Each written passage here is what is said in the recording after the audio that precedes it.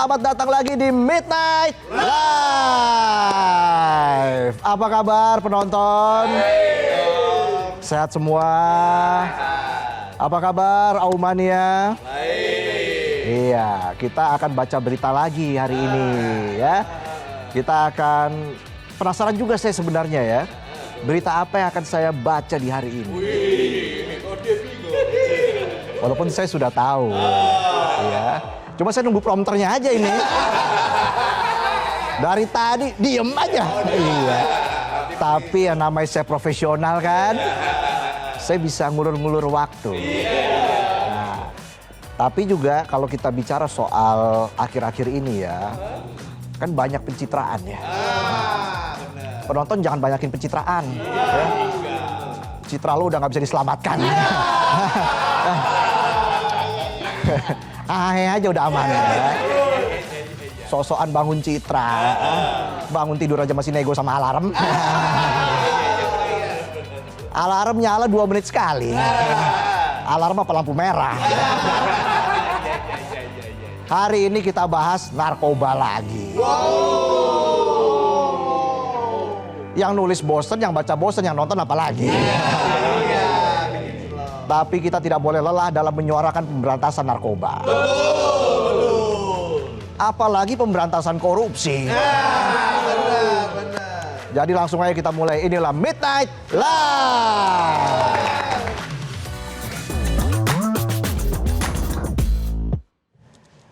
Berita malam ini kita bahas lagi soal narkoba. Permasalahan yang episodenya lebih panjang dari drama Cina. Lebih rumit dari hubungan kamu dan dia. Dan jaringan yang lebih kuat dari wifi tetangga. Ya iyalah, udah numpang mau minta cepet. Jaringan narkoba itu kayak jaring laba-laba. Kadang nggak kelihatan. Tapi tahu-tahu nempel di muka. Mana ketelan lagi. Kunyah aja sekalian. Belum lagi gembong narkoba susah ditangkap karena lincah banget kayak kucing oren. Suka pindah-pindah negara, kadang juga gonta-ganti identitas. Pagi jadi Roy, malam jadi Angel. Tapi terbaru kelincahan salah satu gembong narkoba, Dewi Astuti alias Mami alias Paryatin, buronan internasional yang menyelundupkan 2 ton narkoba ke Indonesia akhirnya selesai. Mantap. Lincah banget dia, kayak belut dikasih oli. Super licin. Itu licin ya. Tapi sepandai-pandainya tupai melompat, nggak mungkin masuk Olimpiade.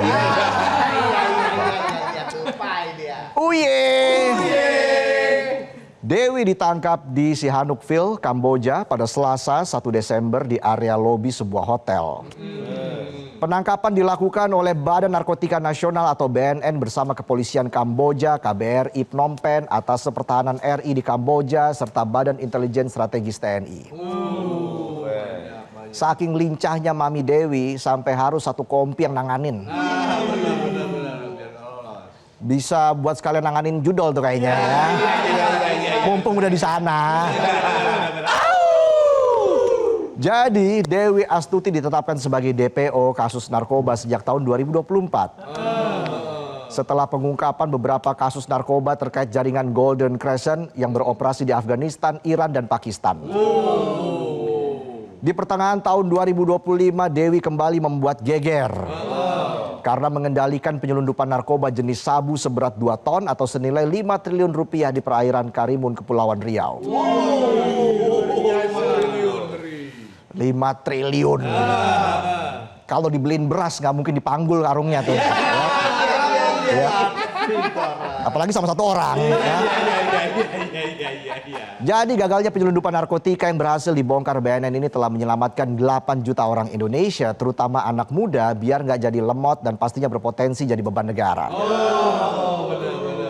Penyelundupan yang dilakukan Dewi disebut terkait dengan jaringan Golden Triangle. Geng narkoba di perbatasan Thailand, Laos, dan Myanmar. Nama jaringannya pakai golden semua. Padahal kelakuannya bisa merusak Indonesia Golden 2045. Bisa merusak Indonesia Emas. Ya. Kalau Golden Hour, judul lagu. Uye. Sejak ditetapkan sebagai buronan, Dewi diketahui hobi berpindah-pindah negara dan ganti-ganti penampilan. Dewi yang bernama asli Paryatin juga bahkan ambil identitas adiknya untuk mengelabui aparat.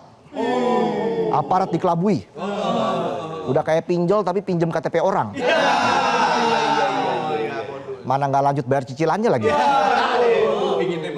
Ujung-ujung yang ditagih malah orang yang punya KTP. Kan kasihan yang punya KTP didatangin sama debt collector. Kalau yang ngutang mah santai aja. Ini pada nonton nih.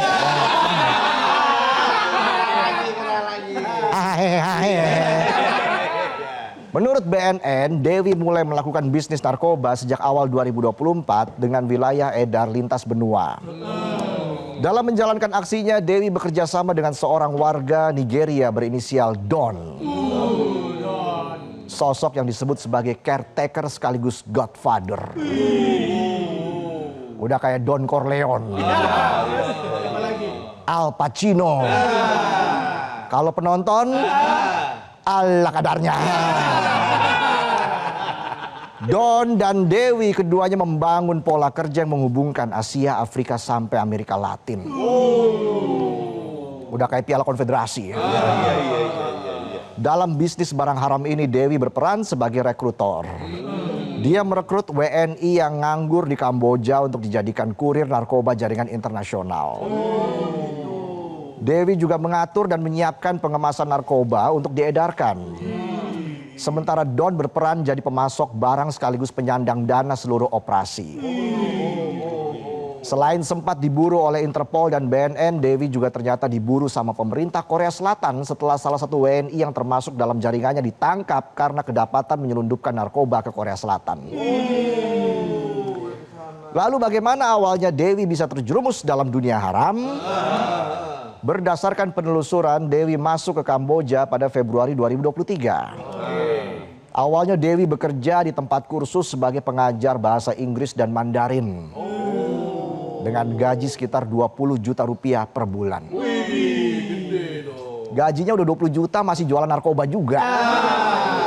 Penonton kalau gaji 20 juta, bawaannya mau langsung pensiun aja besok. Bukan pensiun dini lagi ya. Pensiun besok. Dewi juga sempat bekerja di industri penipuan online atau online scamming dan mengajarkan bahasa kepada para scammer agar bisa melakukan penipuan lintas negara. Mau jadi penipu aja skillnya, nggak bisa kaleng-kaleng. Satu bulan bekerja di tempat scammer, Dewi kemudian mengundurkan diri hingga akhirnya bertemu dengan Don yang menawarkan menjalankan bisnis barang haram lintas benua.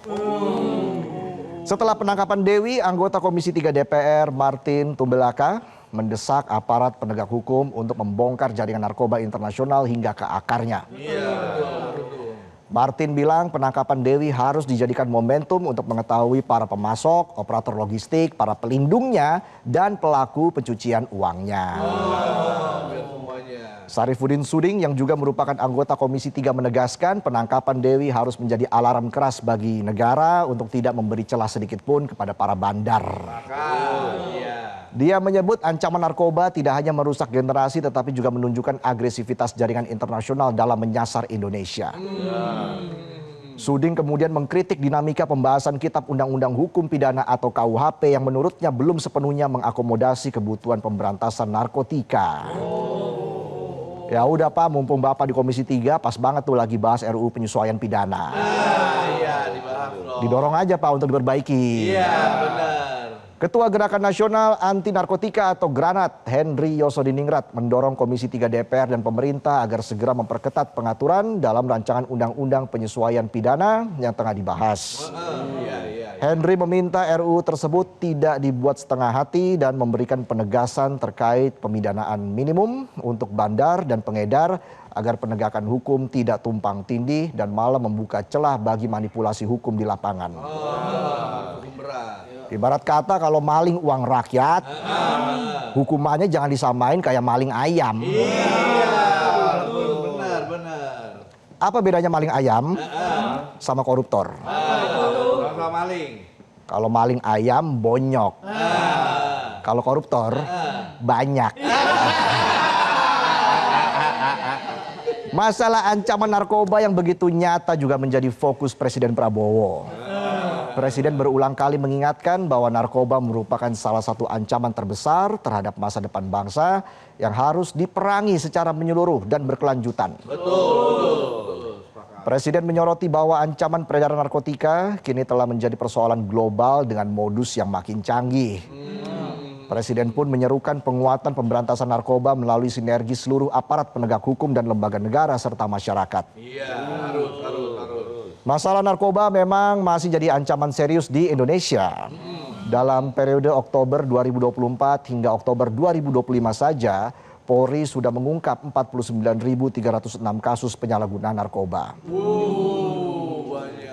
Dengan 65.572 tersangka dan total barang bukti narkoba seberat 214,84 ton. Yang jika dikonversikan ke dalam nilai ekonomi, jumlah tersebut setara dengan 29,37 triliun rupiah. 29 triliun kalau dibeli nata de coco, punah tuh kelapa. Habis ya. Tapi di balik klaim triliunan rupiah itu, pengamat kepolisian dari Institute for Security and Strategic Studies Bambang Rukminto justru melihat aparat masih terjebak oleh keberhasilan yang hanya diukur dari angka statistik. Bukan dampak nyata di lapangan. Gak cuma itu, Bambang juga menilai adanya ancaman backing oknum aparat yang masih sulit diberantas. Bayangin, orang yang harusnya melindungi masyarakat ternyata malah lebih milih ikut-ikutan jadi penjahat. Kalau kata Bang Oma, kau yang berjanji, kau yang mengingkari. Sungguh terlulah. Terlalu. Tapi ya, sejahat apapun orang, tetap bisa berguna buat orang lain.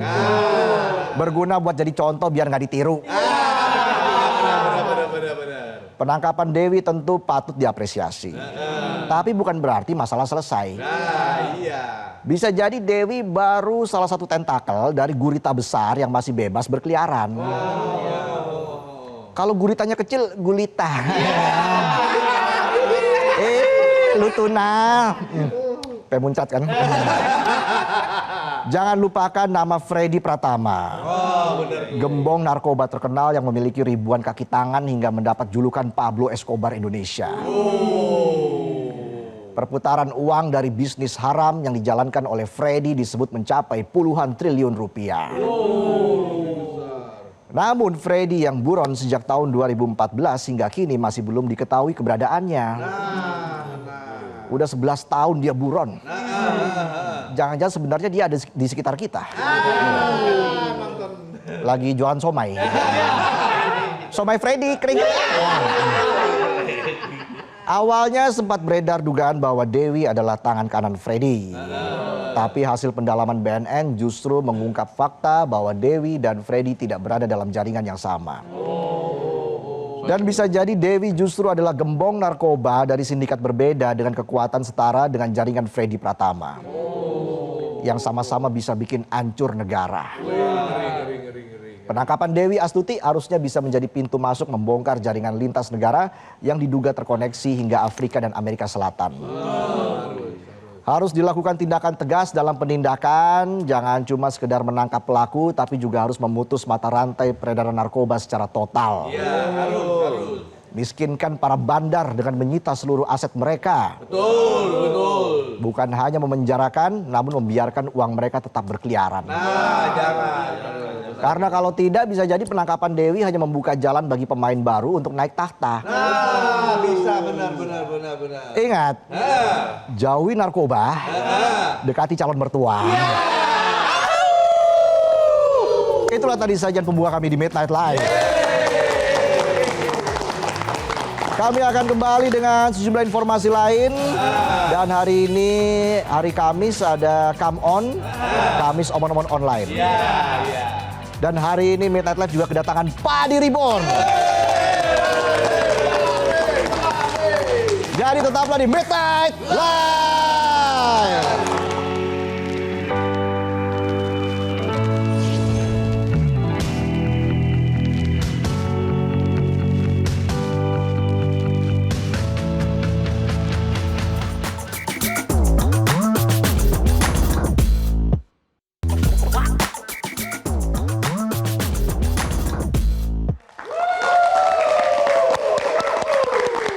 Kembali lagi di Midnight Live. Aumania mana suaranya? Au!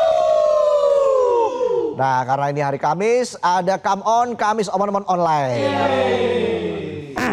Kenapa, Tong? Baju dong. Emang kenapa? Hurufnya Y, Nah. artinya? Yoyo padi. Oh, bisa juga Y, Apa? Piu. Gua penggemar Yoyo dong. Yoyo kan drummer. Ya gini-gini langsung deh. Udah gak sabar ya? Gak sabar. Oke, langsung saja kita mulai. Ini dia, Come On.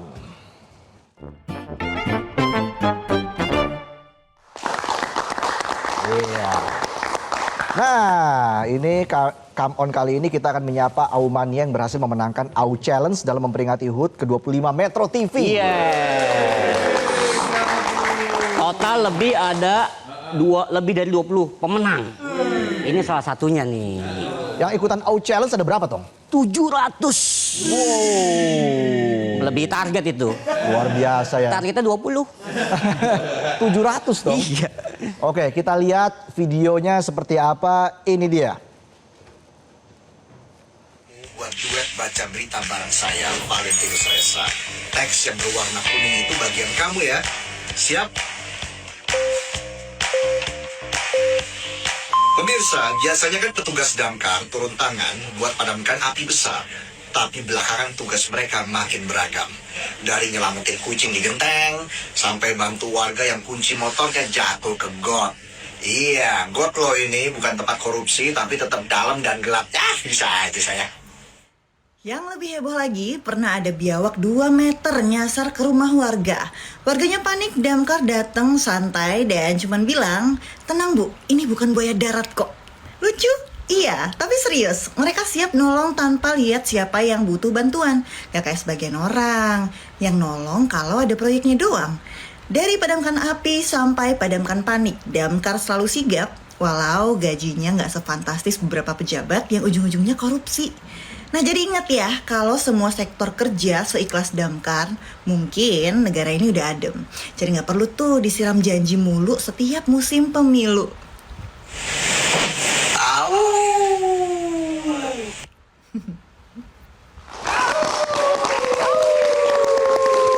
Itu tadi dia Hayu Rizkika Atmaja. Halo Dia Hayu, selamat malam. Halo, selamat malam Mas Reza dan Mas Oto. Apa kabar? Wah, baik. Baik sekali. Ngeblur ya belakangnya ya. Iya, karena efek. terganggu ya nanti kalau latarnya. Betul. Selamat ya, dia kemarin menang Au Challenge. Salah satu pemenang ya, Tong ya? Iya, salah satu pemenang. Salah satu pemenang Au Challenge. Terima kasih. Gimana perasaannya? Terima kasih ya Mas Reza. Serem banget ya pastinya, karena aku tuh cuma ngelihat dari Instagram ada challenge dari Metro, terus aku ikutan, terus tiba-tiba aku jadi pemenang, jadi bersyukur banget ya, alhamdulillah, dan gak nyangka juga, senang juga ternyata. Oke, kayaknya udah biasa ya. Jadi MC atau membawakan berita mungkin? Waduh. Iya, aku sebelumnya tuh aktif siaran radio di salah satu radio di Padang, jadi melatih juga kemarin dengan challenge itu, jadi aku suka aja sih ikutan challenge baca berita atau baca skrip radio gitu. Iya. Kamu tahu nggak ada pemain bola yang juga bisa bawain acara? Siapa? Namanya Lionel MC. Iya. Lionel MC. Nama panjangnya Lionel MC Kondangan. Keren Tong ya. Lebih panjang lagi ya Mas ya. Oke, nah sekarang kegiatannya apa aja nih di Ayu? Iya, aku sekarang lagi sibuk siaran aja di Warna FM dan juga aku sebagai admin marketing di salah satu studio foto di Padang. Kesibukan aku memang siaran dan admin aja. Wah, multi job berarti dia ya. Pasti gajinya juga multi. Waduh. Dia, kamu Semoga lagi di ya, Mas, Padang ya. sekarang. Nah. Domisili kamu di Padang. Ya, iya betul. Aku sekarang di misalnya di Padang. Oke, seperti apa kondisi terkini di sana, Dia Ayu? Kondisi sekarang masih banyak juga dari warga yang sudah membantu di beberapa titik yang terdampak di Kota Padang, kayak di Tabing Bandagadang atau di daerah Lubuk Minturun. Jadi memang sudah banyak juga bantuan yang sudah meluncur ke lokasi. Jadi semangat juga dan terima kasih, respect untuk teman-teman yang sudah membantu dan masyarakat dan warga yang sudah membantu. Semoga kondisi ini cepat membaik dan cepat pulih kembali. Amin, amin. Semoga juga saudara-saudara kita di sana tabah ya Tong ya untuk menghadapi bencana ini dan semoga bantuan bisa segera tersalurkan. Iya. Oke, Dia, apakah dia juga terdampak atau ada keluarga yang terdampak? Alhamdulillah di tempat tinggalku dan di kawasan tempat tinggalku juga tidak terdampak, alhamdulillah tidak sampai. Tapi meskipun itu sempat hampir kena banjir bandangnya karena ada kanal air di dekat rumahku itu udah mulai berlimpah airnya. Jadi nggak sampai kena sih Mas untuknya. Oke, oke. Nah, kamu ke depan apa saja target yang ingin kamu capai? Targetku ke depan ya semoga bisa gabung sama Metro sih. Kenapa tadi nggak dengar? Saya lagi bisikin. Ulang. Apa tadi? Iya semoga nanti aku bisa gabung sama Metro ke depannya. Oh, amin, amin. Iya. Amin. Udah punya multi skill pasti jadi single gajinya. Siapa tahu bisa mendampingi Otong jadi co-host di Iya. sini kan. Soalnya sejauh ini saya Waduh. kok satu-satunya. Oke. Nah, apa harapan kamu untuk Indonesia, Dia? Harapanku untuk Indonesia ya semoga tetap jaya dan merdeka ya. Dan juga aku juga berharap untuk pemerintah untuk menetapkan status darurat ya untuk teman-teman yang ada di Sumatera, saudara sanak kita yang ada di Sumatera. Semoga juga bantuannya terberikan dengan baik ya pastinya. Dan untuk teman-teman atau warga yang membantu, respect dan terima kasih banyak sudah warga bantu warga. Oke, Oke. baik. Terima kasih Dia Ayu. Kita berikan tepuk tangan sekali lagi untuk Dia Ayu. Terima kasih Mas Reza dan Mas Otto. Selamat sekali lagi sudah menjadi salah satu pemenang AU Challenge. Dan sukses selalu untuk karirnya ke depan ya Dia Ayu, sampai berjumpa lagi. Dan pemirsa serta AU Mania, kita harus jeda dulu ya karena penonton sudah rame nih. Wah, tumben banget rame nih. Oke, kita jeda dulu karena nanti setelah jeda Padi Reborn akan hadir di Midnight Live. Kita jeda dulu, kami akan kembali saat lagi, tetaplah di Midnight Live.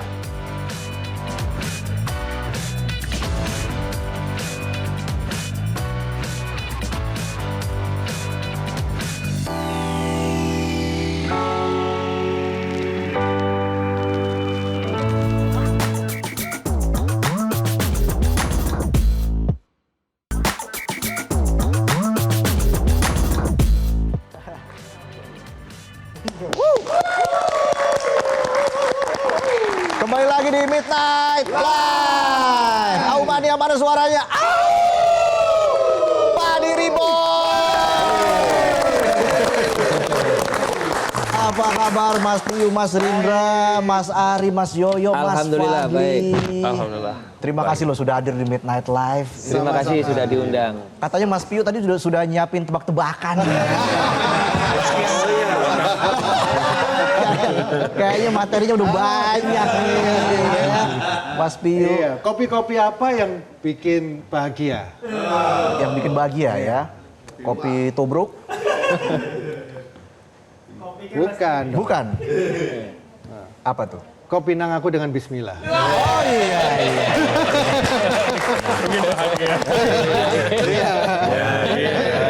Tapi ada juga kopi yang bikin nyesek hatinya. Kopi yang bikin nyesek. Kopi yang bikin nyesek. Apa tuh? kau pikir dia lebih daripada aku. Oh, ada lagi nggak? Ada lagi? Ini yang paling jago dia. Spesialis tebak-tebakan ya Mas Fadli. Gimana Mas Fadli? Aduh, 28 tahun loh Padi nih. Luar biasa. Gimana Mas Fadli melihat perjalanan Padi selama 28 tahun ini? Iya, 28 tahun itu perjalanan kami bukan hanya sebagai band, tapi sebagai sahabat, sebagai teman seperjuangan, sebagai saudara, sebagai keluarga. Oke. Itulah yang, ya itu yang kita benar-benar alami dalam perjalanan bermusik Padi ya, dalam ini, perjalanan Padi ini ya. Bukan hanya bermusik. Bukan hanya bermusik, tapi sudah seperti keluarga sendiri begitu ya. Mas Fadli ini kalau ngomong suaranya kayak di kaset ya. Loh, lagu pertama saya tuh Semua Tak Sama. Pertama kali saya belajar main gitar. Gara-gara Padi nih. Begitu banyak musisi-musisi muda yang terinspirasi dari Padi pastinya selama ini, sejauh ini. Tapi kalau misalnya Mas Yoyo deh, Mas Yoyo masih suka update nggak dengan musisi pendatang baru sejauh ini di Indonesia? Ya, yang saya tahu banyak ya, banyak musisi-musisi yang bertalenta dan berkarakter. Ada Sal Priadi, ada Bara Suara, banyak. Hindia. Dan Hindia. Band-band yang banyak ya. Dan pastinya memang bisa jadi mereka terinspirasi dari Padi, musik-musik Padi ya. Karena kalau kita lihat ini wah personelnya humble-humble banget loh ya. Seperti filosofi Padi. Semakin berisi, semakin reborn. Iya. Udah saya siapin semalaman tuh Mas. Ngomong-ngomong nggak ke Hambalang ya? Udah mulai mancing nih ya. Jadi saya harus mengalihkan pembicaraan. main pinggir-pinggir gitu. Iya, udah bukan pinggir jurang lagi, udah masuk jurang ini. Mas Piyu gimana Mas Piyu melihat Padi saat ini sudah usianya 28 tahun? Ya mungkin sama seperti yang disampaikan Fadli tadi ya, bahwa kita bukan hanya not just a band lagi, tapi as more than brothers gitu ya, lebih kayak keluarga, udah family yang benar-benar kita ibaratnya kita hampir setiap hari kita kan selalu berkomunikasi baik di perjalanan kita tour, kita jalan segala macam selama 28 tahun itu. Itulah, jadi ya kita melihatnya Padi is not just a band tapi it's a brand. Jadi yang dimana kita harus komit untuk bisa menjaga brand itu terus. Gitu. Dan oleh karena itu kita masih tetap bersama ini. Kita masih tetap bersama dari awal, personilnya tidak pernah ganti. Karena kita tetap selalu ingin komit untuk menjaga brand ini. Gitu. Iya, keren ya. Mas Ari ya, semakin sering berkomunikasi biasanya semakin sering berselisih.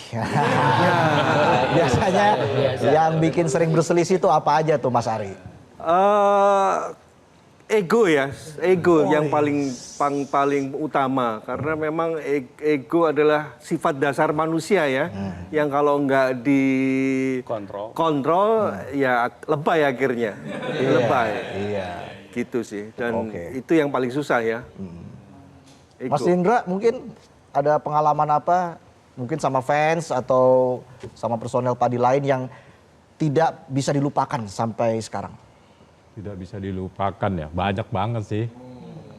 Tapi apa ya? Banyaknya sampai lupa ya. Iya banyak banget karena kita 28 tahun. Iya. Dan ya banyak banget jadi sampai nggak bisa mau milih yang mana gitu. Cuma yang betul-betul ini ya peristiwa reborn-nya kita gitu. Karena itu betul-betul apa ya, spesial banget gitu. Setelah kita vakum 7 tahun, terus istilahnya berjuang kembali. Iya. Berjuang bersama lagi ya. Berjuang bersama lagi. Berjuang bersama lagi, betul. Mungkin dari segi riders mungkin ada perbedaan dulu dan sekarang. Mungkin sekarang kan jahe mungkin ya ridersnya. Iya. Rebus-rebusan ya. Real food. Iya, real food kan. Biar sehat. Buah. Dulu masih bisa gorengan, sekarang rebus. Iya, gorengan. minim gula gitu. Iya. Kopi tadi ya, mungkin ya. Minyak angin.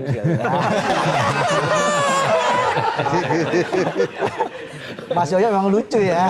Iya. Selamat ulang tahun by the way, kemarin baru ulang tahun kan Mas Yoyo. Itu memang sehari-hari seperti itu ya Mas Yoyo, seperti kontennya itu ya. Pokoknya sering absurd aja kelakuannya. Ya, ketiadaannya dia dirindukan, selalu dirindukan karena dia yang paling icebreaker terbaik dia. Jadi gini, kalau aku lagi scroll itu ada yang FYP gitu kan, ada scroll, ada cewek gitu. Aku kalau udah lihat ada gambar cewek itu udah like by Yoyo. duluan. Kita mau gini kan duluan. Itu tandanya masih normal. Jadi dia ada selalu dalam kehidupanku. Selama nge-scroll selalu ada. Kalau ada cowok nge-gym terus ada Yoyo.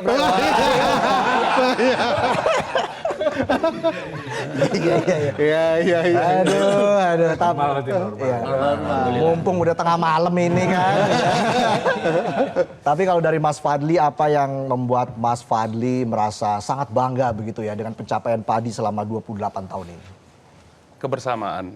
Iya, saya pernah bilang sama seseorang ya, Padi, kita itu, saya pribadi tidak berharap Padi jadi band yang termahal, terbesar, terapa. Yang paling penting kami masih bisa bersama-sama dari band sederhana di kampus sampai hari ini menjadi salah satu band yang masih komit untuk berjuang bersama-sama. Itu udah lebih dari cukup buat kita. Ini kebersamaan itu yang sangat berarti 28 tahun di Padi.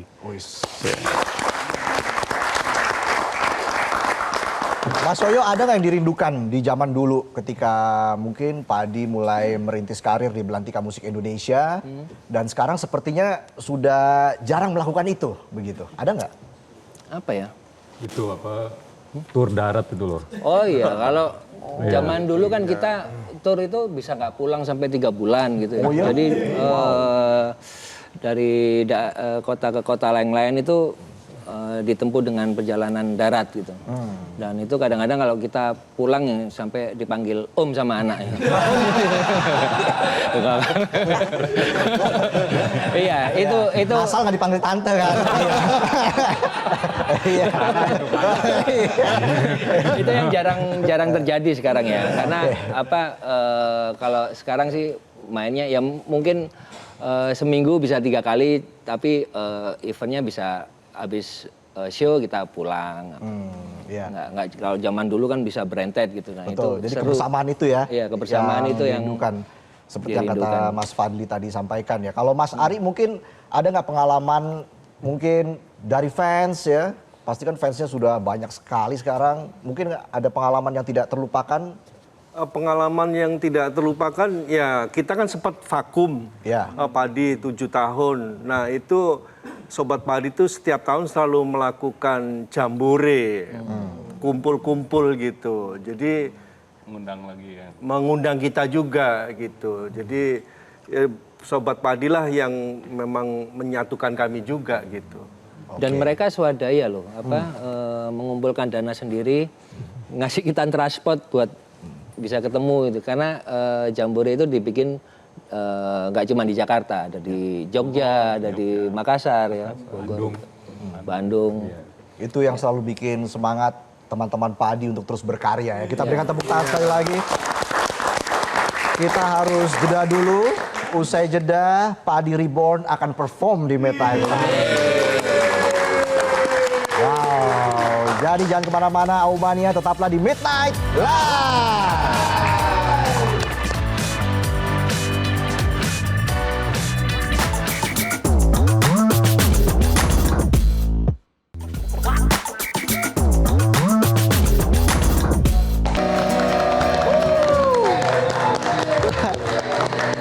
Wow, ya, sampai merinding saya. Kita nostalgia lagi. Tapi Padi akhirnya membuat album baru. Ya. Tentunya Padi terus berkarya untuk Sobat Padi. Karena dukungan Sobat Padi yang luar biasa hingga akhirnya Padi bisa bertahan selama 28 tahun. Mas Fadli, apa yang membedakan album terbaru ini yang berjudul 28 dengan album-album sebelumnya, Mas Fadli? Yang membedakan, ya mungkin karena kita udah lama nggak bikin album yang semuanya lagu baru, jadi banyak antusiasme, banyak energi yang sudah lama tersimpan yang kita ingin keluarkan di sini. Dan saya pribadi melihat ini salah satu mainan baru di usia Padi yang ke-28 ini. Kita banyak bermain-main di komposisi, di arrangement, melihat banyak ruangan di dalam rekaman ini. Saya pribadi senang banget dengan album baru ini. Mas Piu, album 28, album ke-8-nya Padi. Wah, apa artinya ini untuk Padi, Mas Piu? Memang dari 28 itu ada pesan tersendiri. 28 itu adalah dari angka 28 tahun Padi dari awal. Terus 8 tahun adalah 8 tahun Padi Reborn dari 2017 ke 2025. Oke. Terus selalu 8 menunjukkan sebuah angka atau satu lambang infinity yang artinya adalah bahwa kita kita akan selamanya selalu berkarya buat musik Indonesia. Amin. Amin. Yes. Pasti ditunggu terus karya-karya dari Padi. Mas Ari, gimana Mas Ari? Apa yang Mas Ari bikin puas akhirnya Padi bisa menelurkan album baru lagi?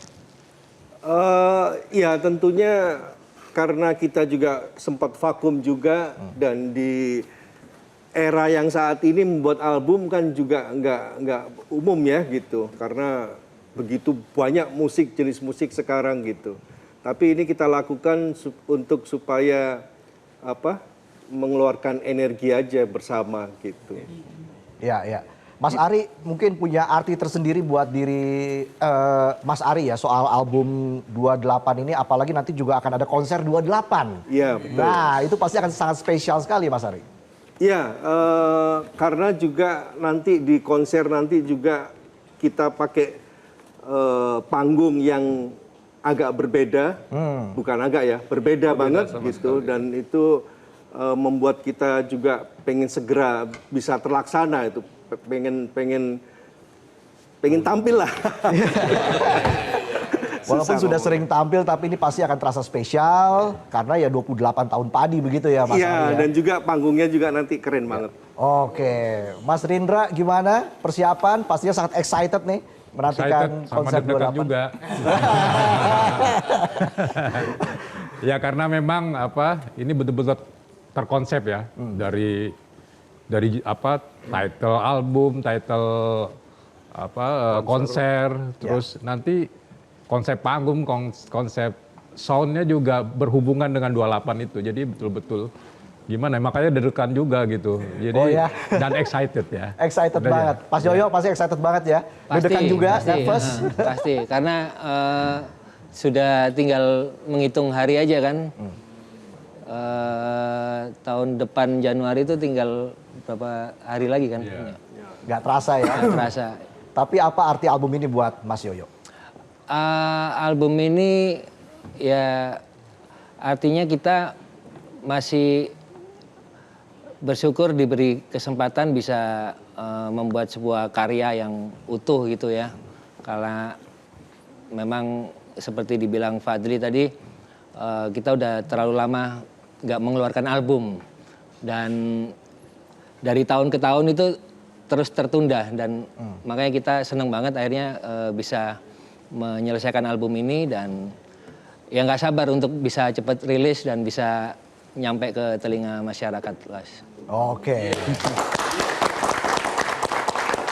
Mas Piu gimana Mas Piu, konser 28 ini memangnya tadi dibilang oleh Mas Ari sangat spesial, Mas Rindra juga bilang pasti ada yang berbeda, ada yang sangat spesial. Mas Piu sendiri apa yang menurut Mas Piu paling spesial dari konser 28 ini? Ya ini bukan hanya sekedar konser yang kita mainkan lagu-lagu kita terus habis itu udah selesai pulang. Tapi kita sudah punya spirit atau semangat bahwa ketika selesai konser itu orang akan punya kesan yang akan selalu diingat selama mereka selama mereka hidup gitu loh. Maksudnya karena bukan kita menyombongkan diri, tapi memang semuanya serba baru. Jadi konsepnya juga baru, panggungnya juga baru, bahkan sound system pun kita harus mendatangkan baru dari luar gitu loh.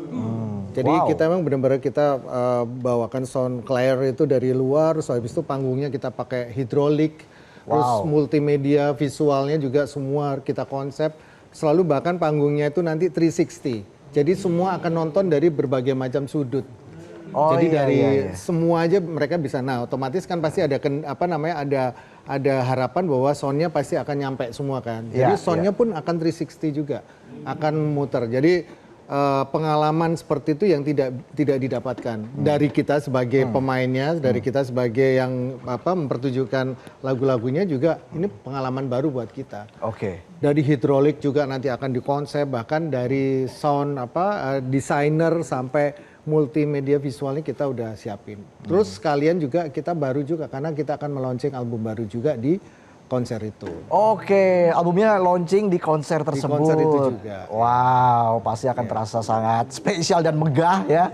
Karena ini bukan hanya sebuah konser, tapi sebuah pengalaman yang tidak bisa dilupakan. Wah, itu dia. Apa pesan yang ingin disampaikan untuk Sobat Padi di seluruh Indonesia, Mas Piu? Semangat. Jadi spirit of kita kan terdiri dari bermacam-macam silakan. Dari berlima ini kan kita punya inspirasi masing-masing, punya pengaruh musik yang berbeda-beda, punya latar belakang background musik yang berbeda-beda juga. Tapi dengan spirit of diversity, spirit kebersamaan itu yang membuat itu menjadi unity yang tidak bisa digantikan dengan hanya sebuah konser saja. Tapi ini sebuah pesan bahwa ini adalah sebuah spirit buat kita untuk selalu bersama. Kebersamaan itu yang kita temukan. Kebersamaan itu harus selalu dijaga ya, Mas Piu. Jadi tidak hanya soal konser. Ini bagaimana Sobat Padi semuanya tetap kompak, solid mendukung Padi. Karena pastinya Padi terus menginspirasi ya. Gimana kata-kata saya kan?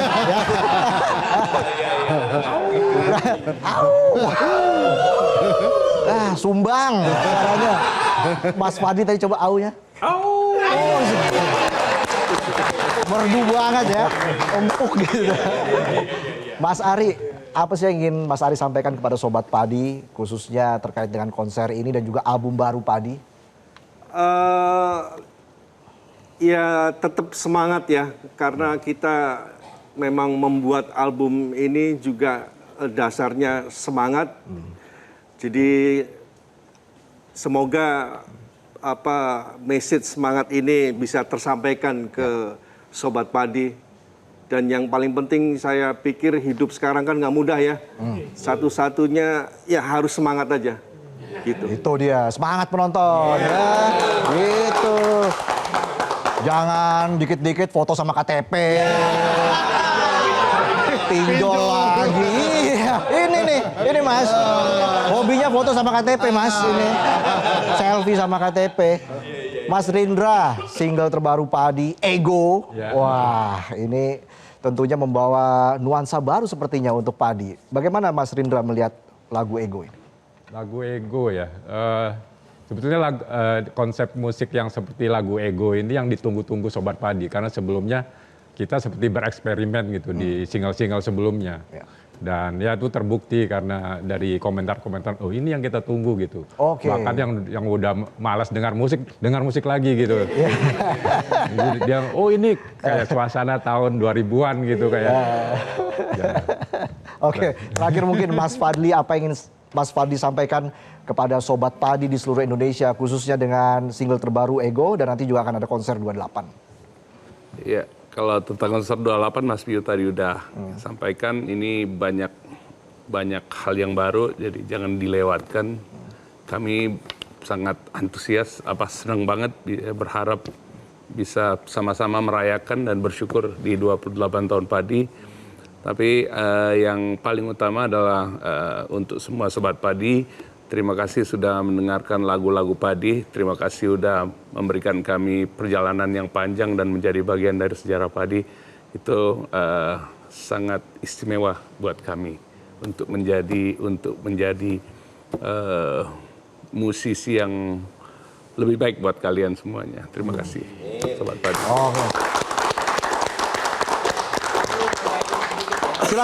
Silakan Mas Yoyo. Tadi jadi kalian harus jadi saksi untuk mendengarkan album terbaru Padi yang akan dibawakan di konser 28. Jadi jangan sampai kehausan. Kehabisan. Jangan sampai kelewatan. Iya. Karena kalian pasti akan marketing. Apa tuh? Pemasaran. Penasaran. Roh kali penasaran. Ya. Ada lagi? Cukup ya. Ya udah. Itu tadi perbincangan saya dengan Padi Reborn. Penonton juga udah gak sabar ingin mendengarkan lagu Ego. Ya. Langsung saja sebagai penutup Midnight Live pada malam hari ini kita sambut Padi Reborn dengan Ego.